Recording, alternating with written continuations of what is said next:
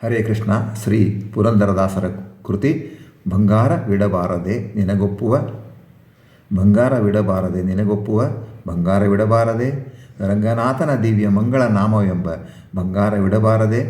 ಬಂಗಾರವು ಮಂಗಳ ದ್ಯೋತಕವಾದ ಬೆಲೆ ಬಾಳುವ ವಸ್ತು. ಬಂಗಾರಕ್ಕೆ ಈಗಿನ ಸಮಯದಲ್ಲಂತೂ ಎಲ್ಲಿಲ್ಲದೆ ಬೆಲೆ ಇದೆ. ಒಂದು ತೊಲೆ ಬಂಗಾರ ಈಗಿನ ಸಮಯದಲ್ಲಿ 2 ಲಕ್ಷ ರೂಪಾಯಿಗಳನ್ನೇ ಮೀರಿದೆ. 2026ನೇ ಜನವರಿಲಿ ಹೇಳ್ತಾ ಇದ್ದೇನೆ ನಾನು. ಅದು ಇನ್ನೂ ನಾಗಾಲೋಟದಿಂದ ಮೇಲೆ ಮೇಲೆ ಏರುತ್ತಲೇ ಇದೆ. ಶ್ರೀ ಪುರಂದರದಾಸರು ಅಪರೋಕ್ಷ ಜ್ಞಾನಿಗಳು, ತ್ರಿಕಾಲ ಜ್ಞಾನವುಳ್ಳವರು, ನಾರದರ ಅವತಾರರು ಅಲ್ಲವೇ ಅವರು. ಆದ್ದರಿಂದ ಬಂಗಾರದ ಬಗ್ಗೆ ಹೇಳ್ತಾರೆ, ಬಂಗಾರವನ್ನು ಹೋಲಿಸಿ ಹೇಳ್ತಾರೆ ಬೇರೆದಕ್ಕೆ. ಈ ಪದ್ಯದಲ್ಲಿ ದಾಸರು ಗೃಹಿಣಿಗೆ ವಿಶೇಷವಾದ ಕಿವಿಮಾತು ಹೇಳಿರುವರು. ಬಂಗಾರದ ಮೇಲೆ ಮಮಕಾರ ಯಾವ ಸ್ತ್ರೀಯರಿಗೆ ಇಲ್ಲ ಹೇಳ್ರಿ. ಎಂಥ ಸ್ತ್ರೀಯರಿಗೆ ಬಂಗಾರ ಬೇಕೇ ಬೇಕು, ಮಂಗಳ ದ್ರವ್ಯ ಅದು ಬೇಕದು. ಬಂಗಾರದ ಮೇಲೆ ಮಮಕಾರ ಸ್ತ್ರೀಯರಿಗೆ ಇದ್ದೇ ಇದೆ. ನೀವೇ ಹೇಳಿ ಇಲ್ಲ ಅಂತ ಹೇಳಿ. ಮೈ ತುಂಬ ಬಂಗಾರದ ಆಭರಣಗಳನ್ನು ಹಾಕಿಕೊಂಡು ಮದುವೆ ಮುಂಜೆ ಇತ್ಯಾದಿ ಶುಭ ಸಮಾರಂಭಗಳಲ್ಲಿ ಬಂಧು ಬಳಗಗಳೊಂದಿಗೆ ಕೂಡಿಕೊಂಡು ಮಾತನಾಡುತ್ತಿದ್ದರೆ ಆ ಸ್ಥಳವು ಇಂದ್ರನ ನಂದನ ವನದಲ್ಲಿ ವಿಹಾರ ಮಾಡಿದ್ದಕ್ಕಿಂತಲೂ ಹೆಚ್ಚು ಖುಷಿ ತಂದುಕೊಡುವುದು ಸ್ತ್ರೀಯರಿಗೆ ವಿಶೇಷವಾದಂಥ ವಿಚಾರ. ಎಲ್ಲರಿಗೂ ಬಹುದುಬಾರಿ ಬಂಗಾರದ ಆಭರಣ ತೊಡಲು ಸಾಧ್ಯವೇ? ಏನೋ ಸ್ವಲ್ಪ ಆಭರಣ ತೊಡು, ಪೂರ್ಣಿ ಮೈತುಂಬ ಆಭರಣ ಬಂಗಾರದ ತೊಡಲಿಕ್ಕೆ ಆಗ್ತಾನೋ? ಈಗ ಆಗೋದಿಲ್ಲ. ಗೊತ್ತು ಅವರಿಗೆ, ಪುರಂದರದಾಸರಿಗೆ ಗೊತ್ತು, ಚಿನಿಮಾಲರಾದವರು ಅವರು ಅಲ್ವಾ. ಅಷ್ಟೊಂದು ಹಣ ಬೇಕಲ್ಲ. ಅಲ್ಲದೆ ಸರಗಳ್ಳರ ಭಯವಂತೂ ನೆಮ್ಮದಿಯನ್ನೇ ಹಾಳು ಮಾಡುವುದು. ಬಂಗಾರ ಏನೋ ಇತ್ತು ಅನ್ಕೊಡ್ರು, ಹಾಕೊಂಡು ಹೋದೆ ಒಂದು 50 ತೊಲೆ ಬಂಗಾರನ, ಕಾಯಬೇಕಲ್ಲ ಅದನ್ನು. ಚಿತ್ತ ಅಲ್ಲೇನೇ ಕಳ್ಳರಿಂದ ಹೆದರಿಕೆ ನಮಗೆ. ಹೀಗಾಗಿ ಕರುಣಾಮಯಿಗಳಾದಂತಹ ದಾಸರು ಇನ್ನೊಂದು ವಿಶೇಷವು ಬೆಲೆ ಕಟ್ಟಲಾಗುವುದಂಥ ಬಂಗಾರವನ್ನು ಗೃಹಿಣಿಯರಿಗೆ ನೆನಪು ಮಾಡಿಕೊಡುತ್ತಾರೆ. ಬಹಳ ವಿಶೇಷ ಇದು. ಶ್ರೀರಂಗನಾಥನ ದಿವ್ಯನಾಮವೆಂಬ ಬಂಗಾರವು ಸದಾ ನಿನ್ನ ಮನದಲ್ಲಿ ಇರಲಿ, ನೀನು ಜಪಿಸುತ್ತಿರು, ಅದನ್ನು ಯಾರೂ ಕಳುವು ಮಾಡಲು ಆಗುವುದಿಲ್ಲ. ಕಲ್ಲು ಸಕ್ಕರೆ ಕೊಳ್ಳಿರು ನೀವೆಲ್ಲರೂ ಅಂತ ಅಲ್ಲಿ ಹೇಳಿದರು ನೋಡ್ರಿ.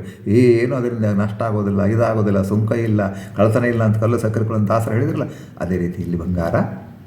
ಯಾವ ಬಂಗಾರ ಅದು? ರಂಗನಾಥನ ದಿವ್ಯನಾಮ ಎಂಬ ಬಂಗಾರ. ನೀನು ಜಪಿಸುತ್ತಿರು, ಅದನ್ನು ಯಾರು ಕಳುವು ಮಾಡಲು ಆಗುವುದಿಲ್ಲ. ಜಗತ್ತಿನಲ್ಲಿ ಸಾಮಾನ್ಯ ಜನರೆಲ್ಲರೂ ಇರುವ ಹಾಗೆ ತಕ್ಕ ಮಟ್ಟಿಗೆ ಬಂಗಾರ ಧರಿಸು ಸಾಕು. ಹೆಚ್ಚು ಪ್ರಯತ್ನ ಅವಶ್ಯಕತೆ ಇಲ್ಲ, ಅದಕ್ಕೆ ಹೆಚ್ಚು ಕಷ್ಟಪಡಬೇಕಂತಿಲ್ಲ. ಹೆಚ್ಚು ಇತ್ತು ಮಾಡು, ಏನು ಧರಿಸು. ಆದರೆ ದೇವರ ನಾಮಸ್ಮರಣೆ ಬಂಗಾರ ಮಾತ್ರ ನಿನ್ನ ಮೈ ಮೇಲೆ ಮನದಲ್ಲಿ ಸಿಕ್ಕಾಬಟ್ಟೆ ಇರಲಿ ಅಂತ ವಿಚಾರವನ್ನು ದಾಸರು ಬಹಳ ವಿಶೇಷ ಹೇಳ್ತಾರೆ. ಮುತ್ತೈದೆತನ ಎಂಬ ಮುಖದಲ್ಲಿ ಕುಂಕುಮದ ಕಸ್ತೂರಿಯ ಬೊಟ್ಟ ನೀಡೆ, ನಿನ್ನ ಕೊನೆಗೆ ಕಸ್ತೂರಿಯ ಬೊಟ್ಟ ನೀಡೆ, ಹೆತ್ತವರ ಕೂಲಕ್ಕೆ ಕುಂದು ಬಾರದ ಹಾಗೆ ಮುತ್ತಿನ ಮೂಗುತಿಯ ನೀಡೆ, ಕರ್ತೃಪತಿಯ ಮಾತು ಮೀರಬಾರದು ಎಂಬ ಮುತ್ತಿನೋಲೆ ಕೊಪ್ಪ ನೀಡೆ, ನಿನ್ನ ಕಿವಿಗೆ ಮುತ್ತಿನೋಲೆ ಕೊಪ್ಪ ನೀಡೆ, 10 ಮಂದಿ ಕೈಲಿ ಹೌದೌದೆನಿಸಿಕೊಂಬ ಮಸ್ತಕ ಮುಕುಟವಿಡೆ. ಭಾರತೀಯ ನಾರಿ ಹೇಗಿರಬೇಕು?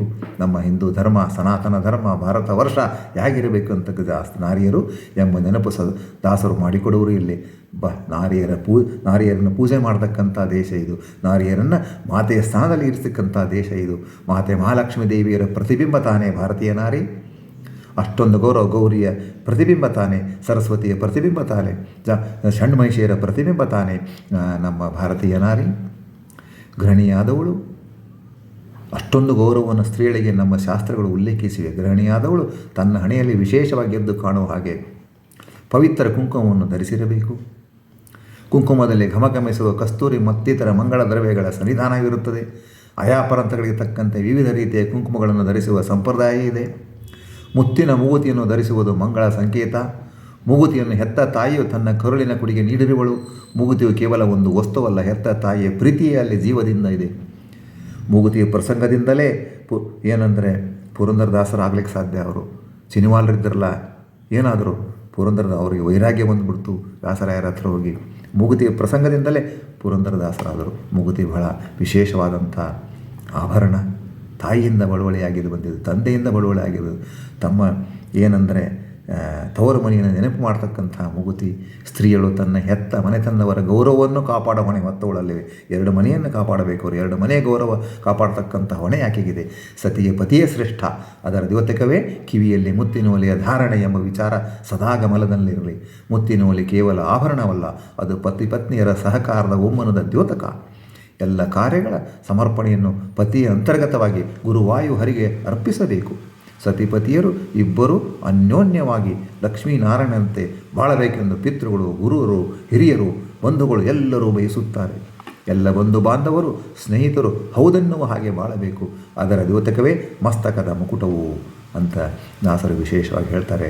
ಅರೆಗಳಿಗೆ ಪತಿಯೇ ಅಗಲಬಾರದು ಎಂಬ ಅಚ್ಚ ಮಂಗಳ ಸೂತ್ರ ಕಟ್ಟಿ ನಿನ್ನ ಕೊರಳಿಗೆ ಅಚ್ಚ ಮಂಗಳ ಸೂತ್ರ ಕಟ್ಟಿ ಪರಪುರುಷನು ನಿನ್ನ ಪಡೆದ ತಂದೆ ಎಂಬ ಪದಕ ಸರವ ಹಾಕಿ ಕರೆದೊಬ್ಬರಿಗೆ ಅನ್ನವಿಕ್ಕುವೆ ನೆಂತೆಂಬ ಹರಡಿ ಕಂಕಣವಿಡೆ ನಿನ್ನ ಕೈಗೆ ಹರಡಿ ಕಂಕಣವಿಡೆ ನೆರೆ ಹೊರೆಯವರೆಲ್ಲ ಸರಿ ಎಂಬಂಥ ಬಿರುದಿನುಡ್ಯಾನವಿಡೆ ಎಂತಹ ಆಭರಣಗಳ ಬಗ್ಗೆ ಹೇಳ್ತಾರೆ.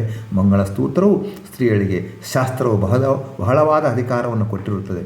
ಗೃಹಸ್ಥ ಜೀವನದಲ್ಲಿ ಪಾರಮಾರ್ಥಿಕ ಸಾಧನೆಯನ್ನು ಬಹುವಾಗಿ ಮಾಡಲು ಅವಕಾಶವಿದೆ.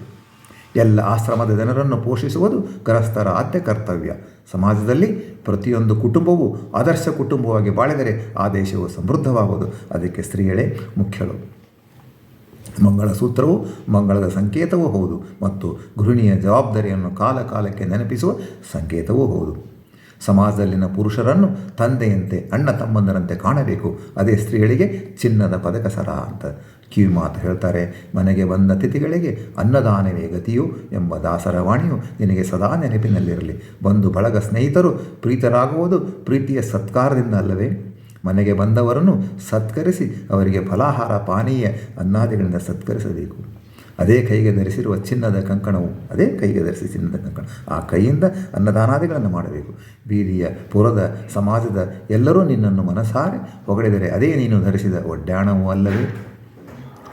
ಮಾನ ಹೊರಗೆ ಬಿಚ್ಚೆನೆಂಬ ಕಂಭಾವತಿಯ ನೇಮದ ಮಡಿಯನುಡೆ ನಿನ್ನ ಮೈಗೆ ನೇಮದ ಮಡಿಯನುಡೆ ಹೀನ ಗುಣವ ಬಿಟ್ಟು ಹಿತದಲ್ಲಿದ್ದೇನೆಂಬ ಹೆಚ್ಚಿನ ಉಪ್ಪುಸತೊಡೆ ಜ್ಞಾನನಿಧಿಗಳಾದ ಗುರುಗಳ ಪಾದಕ್ಕಾನ ತಳಾಗಿ ಬಾಳೆ ಗುರುಗಳ ಪಾದಕ್ಕಾನ ತಳಾಗಿ ಬಾಳೆ ಮೋನಿಗಳೊಡೆಯ ಶ್ರೀ ಪುರಂದರ ವಿಠಲನ ಪ್ರೇಮ ಸೆರಗಲಿ ಕಟ್ಟೆ. ಮನುಷ್ಯರಿಗೆ ಮಾನ ಮರ್ಯಾದೆ ಬಹಳು ಮುಖ್ಯ. ಅಡಿಕೆಗೆ ಹೋದ ಮಾನ ಆನೆ ಕೊಟ್ಟರಬಾರದು ಎಂಬ ನಾಣ್ಣುಡಿ ಇದೆ. ಮನೆತನದ ಮಾನವನ್ನು ಕಾಯ್ದುಕೊಂಡು ಸಂಸಾರವನ್ನು ಸಾಗಿಸುವ ಬಹುದೊಡ್ಡದಾದ ಹೊಣೆಗಾರಿಕೆಯು ಗೃಹಿಣಿಯದು. ಅದಕ್ಕೆ ತಕ್ಕುದಾಗಿ ಆಕೆಯು ವರ್ತಿಸುವುದು ಅತಿ ಮುಖ್ಯ. ತಾನು ಉಡುವೆ ವಿಶೇಷವಾದ ಮಡಿಯ ಇನ್ನೊಂದು ದ್ಯೋತಕವೇ ಮನೆತನದ ಮಾನ. ತಾನು ಉಡುವ ವಿಶೇಷವಾದ ಮಡಿಯ ಇನ್ನೊಂದು ದ್ಯೋತಕವೇ ಮನೆತನದ ಮಾನ. ಆಗಿನ ಕಾಲದಲ್ಲಿ ಕಂಭಾವತಿ ಮಡಿ ಬಹು ಪ್ರಸಿದ್ಧವಾದುದು. ಬಹು ಬೆಲೆ ಬಾಳುವ ಬಂಗಾರದ ಜರವನ್ನು ಹೊಂದಿರುವ ಮಡಿಯಾಗಿತ್ತು. ಲಕ್ಷ್ಮೀ ಶೋಭಾನೆಯಲ್ಲಿ ದೇವಾಂಗ ಪಟ್ಟಿಯ ಉಲ್ಲೇಖವಿದೆ ಎಂಬುದನ್ನು ನಾವು ಗಮನಿಸಿಕೊಳ್ಳಬೇಕು. ಹರಪನಹಳ್ಳಿ ಭೀಮಮ್ಮನವರು ಬಂಗಾರದ ಅನೇಕ ಆಭರಣಗಳನ್ನು ಹೆಸರಿಸಿದ್ದಾರೆ. ಈಗಿನ ಅಕ್ಕಸಾಲಗಿರೆ ಕೂಡ ಅದು ಅಚ್ಚನೆ ಎನಿಸಿದೆ. ತನ್ನ ಹೀನ ಗುಣಗಳನ್ನು ಮೊದಲು ಬಿಡಬೇಕು. ಸಂಸಾರ ಸರಿಯಾಗಿ ನಡೆಯಬೇಕಾದರೆ ಇಂಗ್ಲೀಷ್ ಭಾಷೆಯ ಅಕಾಮಡೇಟಿವ್ ಆಗಬೇಕು. ಅಂದರೆ ಸಾತ್ವಿಕವೂ ಆದ ದೊಡ್ಡ ಮನಸ್ಸು ಇರಬೇಕು. ಅದೇ ತಾನು ಧರಿಸಿರುವ ಬೆಲೆ ಬಾಳುವ ವಿಶೇಷವಾದ ಕುಪ್ಪುಸವು ಎಂದು ತಿಳಿಯಬೇಕು. ಸಂಸಾರ ರಥವು ಸುಂದರವಾಗಿ ಸಾಗಬೇಕಾದರೆ ಸತಿಪತಿ ಇಬ್ಬರು ಸಾಮರಸ್ಯದಿಂದ ಇರಬೇಕು. ಗೃಹಿಣಿಯ ಕರ್ತವ್ಯವಂತೂ ಒಂದು ತೂಕ ಮೇಲೇ ಎಂದು ಹೇಳಬೇಕು. ಬಂಧು ಬಳಗಗಳನ್ನು ಹಚ್ಚಿಕೊಂಡು ಹೋಗಲು ಗೃಹಿಣಿಯ ಪಾತ್ರವೇ ಮುಖ್ಯ. ತಾಯಿಯೇ ಮೊದಲ ಗುರುವು, ಮನೆಯೇ ಮುಖ್ಯ ದೇವಾಲಯ. ಆದುದರಿಂದ ಹರಿವಾಯು ಗುರುಗಳ ಮೇಲೆ ಸದಾ ಭಕ್ತಿಯಿಂದ ತಾನು ಇರಬೇಕು ಮತ್ತು ಎಲ್ಲ ಸದಸ್ಯರು ಇರುವಂತೆ ಪ್ರೇರಿಸಬೇಕು. ಶ್ರೀಹರಿಯು ಮುನಿಗಳಿಂದ ಪೂಜಿತನು ಹಾಗೂ ಮುನಿಗಳೆಂದರೆ ಶ್ರೀಹರಿಗೆ ಬಲು ಪ್ರೀತಿ. ಜ್ಞಾನಿಗಳೇ ಆತನಿಗೆ ಬಹು ಹತ್ತಿರವಾಗಿರುವರು. ಜ್ಞಾನವನ್ನು ಸಂಪಾದಿಸುವುದು ಸುಖ ಸಂಸಾರದ ಅಂತಿಮ ಗುರಿಯಾಗಿರಬೇಕು. ಜ್ಞಾನದಿಂದ ಪರಮಾತ್ಮನ ಪ್ರೇಮವನ್ನು ತನ್ನ ಸೆರಗಿನಲ್ಲಿ ಕಟ್ಟಿರುವ ತಾಯಂದಿರುಗಳಿಗೆ ಅನಂತಾನಂತ ವಂದನೆಗಳು. ಪರಮಾತ್ಮನ ಪ್ರೇಮವನ್ನು ಕಟ್ಟಿರಬೇಕು. ಪ್ರೇಮವನ್ನು ಎಲ್ಲ ಕಡೆ ಹಚ್ಚಬೇಕು. ಆದರ್ಶ ನಾರಿಯಾಗಬೇಕು. ಕುಟುಂಬವನ್ನು ಮುನ್ನಡೆಸಬೇಕು. ದಾಸರು ಹೇಳಿದಂಥ ಈ ಕಿವಿ ಮಾತು ಪ್ರತಿಯೊಬ್ಬ ಸ್ತ್ರೀಯರಿಗೂ ವಿಶೇಷವಾಗಿ ಕೇಳ್ತಕ್ಕಂಥದ್ದು, ಫಾಲೋ ಮಾಡ್ತಕ್ಕಂಥದ್ದು. ಹರೇ ಶ್ರೀನಿವಾಸ, ಹರೇ ಕೃಷ್ಣ. ಮತ್ತೆ ಮುಂದೆ ಇನ್ನೊಂದು ದಾಸರ ವಾಣಿಯನ್ನು ತೆಗೆದುಕೊಂಡು ಮತ್ತೆ ನಾವೆಲ್ಲ ಸೇರೋಣ.